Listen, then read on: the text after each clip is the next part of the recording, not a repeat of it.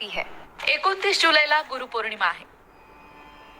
त्रिगुणात्मक त्रैमूर्ती दत्त हा जाणा, स्वामी समर्थांचे रूप मनांत आणा. गुरुपौर्णिमेच्या दिवशी पूजा करायचा शुभ मुहूर्त काय असणार आहे, त्याचबरोबर गुरुपौर्णिमेच्या दिवशी काय करावं काय करू नये, संपूर्ण माहिती या एकाच व्हिडिओमध्ये देण्याचा प्रयत्न करणार आहोत. तेव्हा व्हिडिओ शेवटपर्यंत नक्की पहा. सगळ्यात आधी बघूया गुरुपौर्णिमा नक्की किती वाजता सुरू होणार आहे, किती वाजता संपणार आहे आणि पूजेचा शुभ मुहूर्त काय असणार आहे. यंदा गुरुपौर्णिमा 29 जुलैला आहे, पण पौर्णिमा तिथी मात्र 28 जुलैला रात्री 9:36 सुरू होईल आणि पौर्णिमा तिथीची समाप्ती होईल 29 जुलैला रात्री 8:07.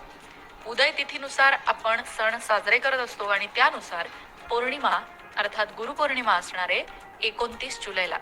यावेळी पूजेचा शुभ मुहूर्त असणार आहे सकाळी 5:41 ते सकाळी 9:04 म्हणजे सकाळी सकाळीच गुरुपौर्णिमेची पूजा करायची आहे. आता गुरुपौर्णिमेची पूजा काय करायची नक्की, या व्यतिरिक्त गुरुपौर्णिमेच्या दिवशी काही वस्तूंचं दान आवर्जून करावं. त्यामध्ये पिवळी चण्याची डाळ, पिवळी मुगाची डाळ, पिवळी केळी, पिवळी मोहरी, पिवळ्या रंगाचा भोपळा, पिवळे वस्त्र, पिवळी हळकुंड यापैकी कुठल्याही एका वस्तूचं दान गुरुपौर्णिमेला अवश्य करावं. कारण पिवळ्या वस्तूंचं दान करणं या दिवशी महत्वाचं मानलं जातं.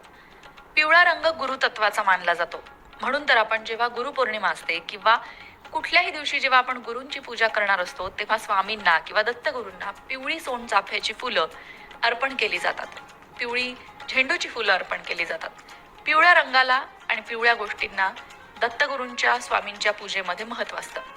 याशिवाय पौराणिक मान्यतेनुसार सुमारे 3000 वर्षांपूर्वी वेदव्यासांचा जन्म आषाढ शुक्ल पौर्णिमेला झाला होता. म्हणून दरवर्षी हा दिवस गुरुपौर्णिमा म्हणून साजरा केला जातो. हा दिवस व्यासांना समर्पित आहे, म्हणूनच गुरुपौर्णिमेला व्यास पौर्णिमा सुद्धा म्हटलं जातं. लक्षात घ्या मंडळी, गुरुपौर्णिमा हा फक्त गुरूंचा सन्मान करण्याचा दिवस नाही, तर आपल्या आयुष्यात मार्गदर्शक असणाऱ्या प्रत्येक व्यक्तीबद्दल कृतज्ञता व्यक्त करण्याचा दिवस आहे. पौराणिक मान्यतेनुसार असंही सांगितलं जातं की भगवान शिवशंकरांनी याच दिवशी सप्तऋषींना योगाचं ज्ञान दिलं, म्हणूनच त्यांना आदि गुरु म्हटलं जातं. तसंच भगवान गौतम बुद्धांनी सारनाथ इथे याच दिवशी आपला पहिला उपदेश दिला, अशी बौद्ध धर्मात सुद्धा मान्यता आहे. त्यामुळे गुरुपौर्णिमा हा दिवस अनेकांसाठी श्रद्धा, ज्ञान आणि गुरूंच्या आशीर्वादासाठी खास मानला गेलेला दिवस आहे. आता गुरुपौर्णिमेच्या दिवशी सकाळी लवकर उठावं, स्नान करावं, स्वच्छ कपडे परिधान करावे, देवाजवळ दिवा लावावा, देवाला नमस्कार करावा. त्यानंतर आपले गुरु, शिक्षक, आई वडील यांचा आशीर्वाद अवश्य घ्यावा. गुरूंनी दिलेला मंत्र असल्यास त्याचाही जप करावा. आता ज्यांनी ज्यांनी गुरु पौर्णिमेनिमित्त गुरुचरित्राचं पारायण सुरू केलेलं असेल त्याची सांगता गुरुपौर्णिमेला होईल. दत्तगुरूंना भजनाची आवड होती, त्यामुळे भजनाचा एखादा कार्यक्रम सुद्धा या दिवशी ठेवावा. त्याचबरोबर दत्तगुरूंसाठी जो काही नैवेद्य तुम्ही बनवणार असाल त्याच्यामध्ये घेवड्याची भाजी पारायणाची समाप्ती करताना अवश्य बनवावी, कारण घेवड्याची भाजी ही दत्तगुरूंची आवडती भाजी सांगितली जाते. तुमच्याकडे दत्तगुरूंची मूर्ती, फोटो किंवा त्यांच्या पादुका असतील, स्वामींच्या पादुका असतील, स्वामींची मूर्ती असेल तर अगदी घरच्या घरी साध्या पद्धतीने सुद्धा तुम्ही पूजा करू शकता. बघाच, पण त्या नैवेद्यामध्ये मोतीचूरचे लाडू सुद्धा अवश्य असावे. गुरुपौर्णिमेच्या दिवशी सर्व दत्त मंदिरांमध्ये, स्वामी मठांमध्ये मोठ्या प्रमाणात उत्सव, अन्नछत्र आणि भंडाऱ्याचे आयोजन केले जाते. अशा ठिकाणी यथाशक्ती अन्नदान करावं किंवा उत्सवाच्या आयोजनामध्ये सहाय्य करावं. स्वामींची खूप मोठी सेवा यामुळे घडते. अशा पद्धतीने गुरुपौर्णिमा साजरी केली तर नक्कीच आपल्याला त्याचा लाभ होतो. दत्तगुरूंना आणि स्वामींना नैवेद्य वाढताना तो केळीच्या पानावर वाढावा. त्यात पुरणाचा नैवेद्य नक्की असावा किंवा शेवयांची खीर तरी असावी.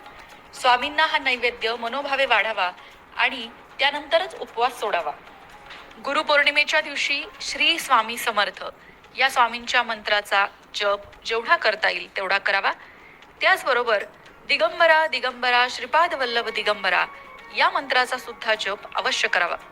मंडळी, गुरुपौर्णिमेला नक्की काय करावं काय करू नये, यामध्ये काय करावं हा भाग पाहिला. आता काय करू नये हे पाहूया. गुरुपौर्णिमेच्या दिवशी घरात वादविवाद, भांडणं अजिबात करू नयेत.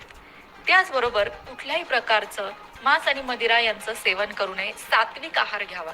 कांदा लसूण विरहित आहार घ्यावा. सण उत्सव किंवा व्रतवैकल्य आपल्या अंतरंगाची शुद्धी करण्यासाठी असतात आणि त्याचा लाभ अवश्य घ्यावा. कमेंट बॉक्समध्ये जय श्री गुरुदत्त लिहायला विसरू नका.